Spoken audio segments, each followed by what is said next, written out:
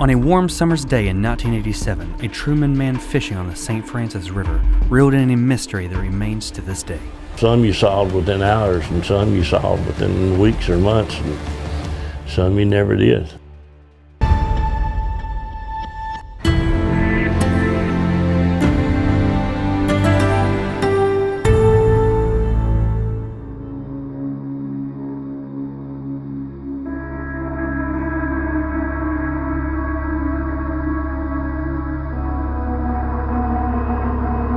On June 13, 1987, Kenny Whitaker of Truman went fishing at the floodway. His line struck what he thought was a log, but when he reeled it in, he made a horrifying discovery.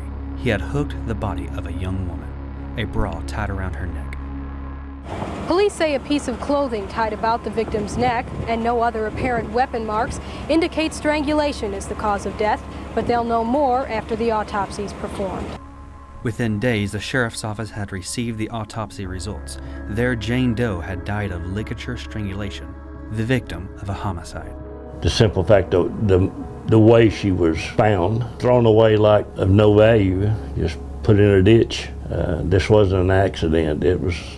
She was killed on purpose. It took 2 weeks before investigators using her fingerprints identified their Jane Doe as Stella Patterson of Illinois. She was just 20 years old when she was murdered. According to the sheriff's office, Patterson had lived in Poinsett County for about 5 months. K8 News reporter Kate Shannon, now Boyle, covered the case. Boyle covered several murders during her tenure, but this one stood out from the rest. I was scarcely older than this young woman, so I had just turned 23. This one was, particularly salacious because of what had gone on, and she was so very young, and it made it particularly stunning, I think. She remembers speaking to Patterson's family. They said, well, we hadn't heard from her in years. We hadn't seen her in years. And I thought, seen her in years, 20 years old. But I do remember there just was very little interest in them pursuing anything. And there certainly wasn't, as I recall anyway, there didn't seem to be a great deal of emotion surrounding this young woman's death. Investigators said before her murder, Patterson traveled the countryside, hitching rides with truck drivers, leading detectives to wonder if her killer was from out of town. But upon further investigation... No, I believe it's somebody local. I'm not going to say who it is because right now I don't want to say.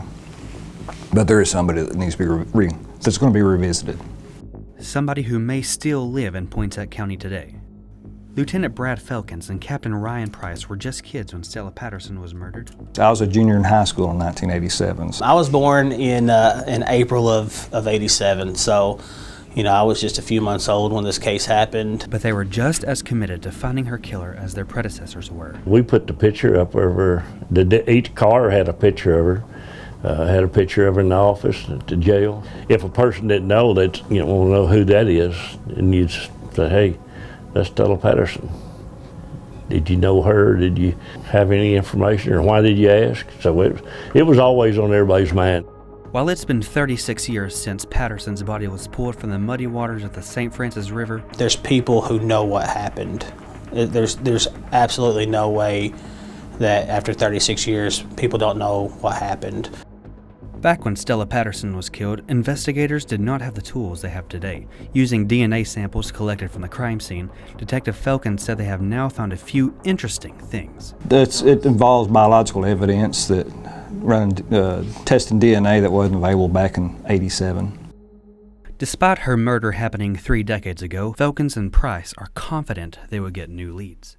I would hope that if somebody out there knows some factual information about this case that would help solve it, would call us.